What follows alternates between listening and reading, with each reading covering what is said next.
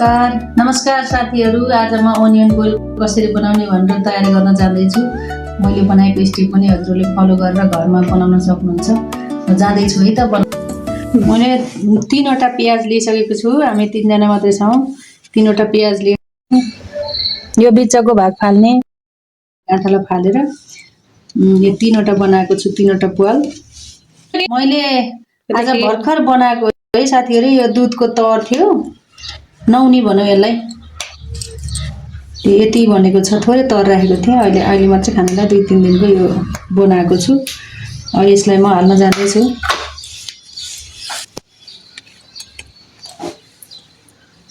पुवालमा खाँजी हाल्नु होला।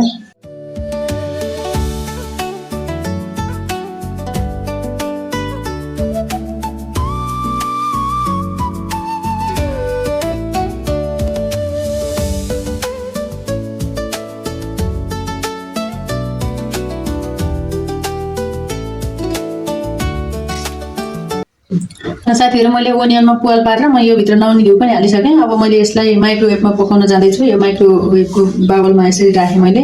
यदि तपाईँहरूसँग माइक्रोवेभ छैन भने मोमो पकाउँदा कसरी स्टिम गर्नुहुन्छ त्यसरी नै गर्नु होला ल। लागि सस बनाउन जाँदैछु है त।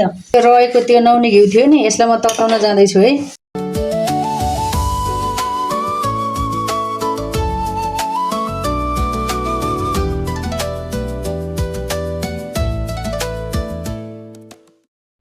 जुन यो तताएको यो नौनी घिउ हुन्छ नि, हामीले यहाँ थोरैको लागि, हामी 3 जनाको लागि मात्रै थियो। लसुन अदुवाको पेस्ट हाल्न जाँदैछु। हामी यहाँ कालो नुन हाल्न जाँदैछौँ, बिरे नुन। हामीले यसमा स्वाद अनुसार कालो नुन हालिसक्यौँ। अब खुर्सानी पनि हामी धेरै खाँदैनौँ, थोरै हामी जति खान्छौँ त्यति मात्रै हालेको छौँ है। हामी यहाँ चाट मसला हाल्दैछौँ। म भिनेगर हाल्दैछु है। तपाईँहरूले कागती हाल्न पनि सक्नुहुन्छ। थोरै भिनेगर हालेँ। अब यसलाई राम्रोसँग मोलाउँ।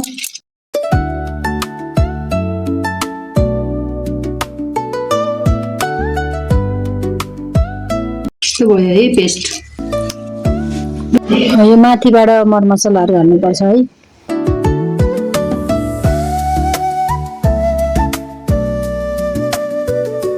यो मसला हालिसकेपछि हाम्रो यो ओनियन बोल यस्तो देखिएको छ हेर्नु न।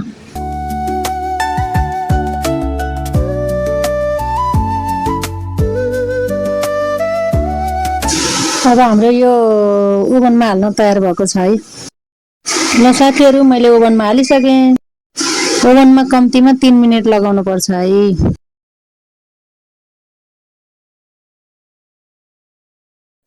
हाम्रो यो ओनियन बोइल देख्दा चाहिँ निकै मिठो होला जस्तो छ है साथीहरू।